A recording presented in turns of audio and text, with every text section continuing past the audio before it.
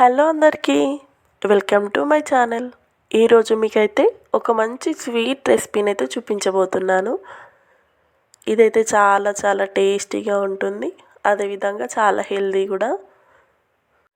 ఈ స్వీట్ అయితే పిల్లలైతే చాలా ఇష్టంగా తింటారు.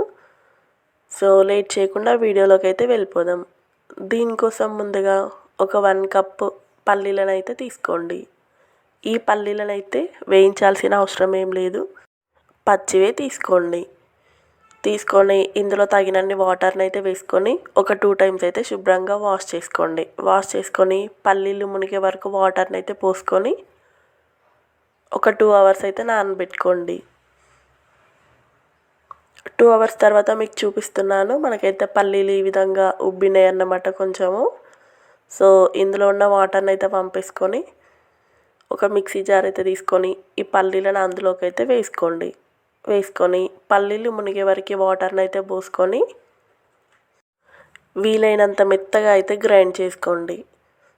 మనకైతే ఈ పేస్ట్ చాలా మెత్తగా వచ్చేలా అయితే గ్రైండ్ చేసుకోండి. ఈ విధంగా ఉంటే సరిపోతుంది. ఇప్పుడు దీన్ని అయితే పక్కన పెట్టుకోండి. స్టవ్ ఆన్ చేసుకొని ఒక మందపాటి కడాయిని అయితే పెట్టుకొని మనము పల్లీలు అయితే ఏ కప్పుతో కొలుచుకున్నామో అదే కప్పుతో బెల్లం తురుమునైతే తీసుకోండి.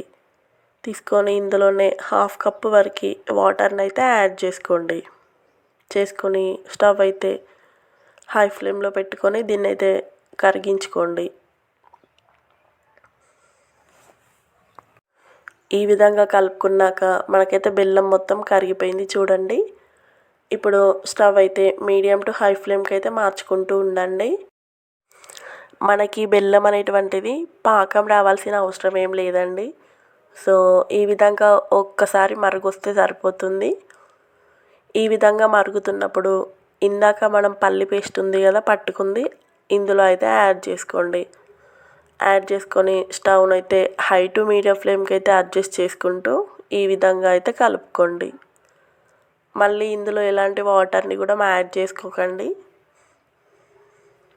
మీ దగ్గర నల్ల బెల్లం ఉంటే అది వేసుకోండి, ఇంకా బాగుంటుంది. ఈ విధంగానైతే మొత్తాన్ని అయితే కలుపుతూ ఉండాలి. మనకైతే ఈ విధంగా కలుపుతుండగా కొంచెం అయితే దగ్గర పడుతుంది, చిక్కగా అవుతుంది పేస్ట్ అనేది. ఇందులోనే ఒక 1/2 టేబుల్ స్పూన్ వరకు ఇలాచీ పౌడర్ని కూడా యాడ్ చేసుకోండి.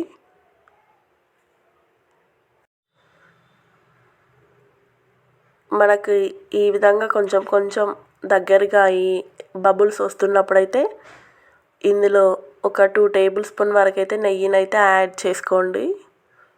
యాడ్ చేసుకొని మంచిగా కలపండి. నెయ్యి మొత్తం కరిగేలాగా కలపండి.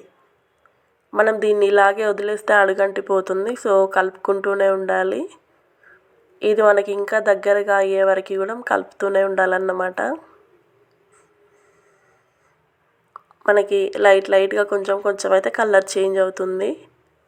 సో మొత్తం దగ్గరగా అయ్యేసరికి అయితే కలర్ అయితే ఈ విధంగా చేంజ్ అయిపోయింది.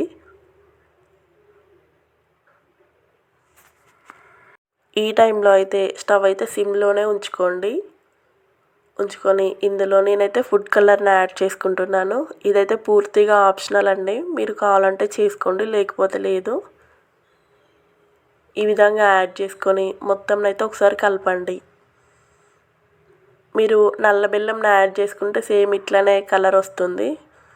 స్టవ్ ఆఫ్ చేసే ముందు మరొక టీ స్పూన్ నెయ్యిని అయితే వేసుకొని మంచిగా ఒకసారి అయితే కలపండి. కలుపుకొని స్టవ్ అయితే ఆఫ్ చేసుకొని దీన్ని మొత్తం అయితే చల్లారే వరకు అయితే వెయిట్ చేయండి. చల్లారిన తర్వాత చేతికైతే కొద్దిగా ఆయిల్ని అప్లై చేసుకొని ఈ విధంగా ఉండలుగా కూడా చుట్టుకోవచ్చు.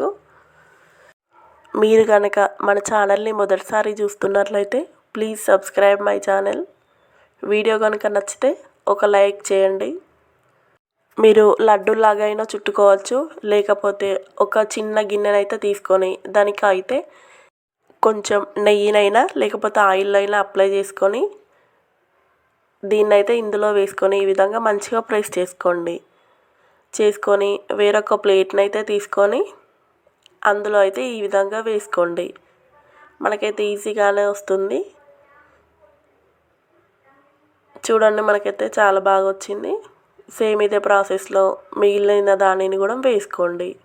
నేను తీసుకున్న 1 కప్పు పల్లీలు 1 కప్పు బెల్లానికి అయితే 2 కప్స్ వరకు అయితే వచ్చిందండి మనకి ఈ స్వీట్.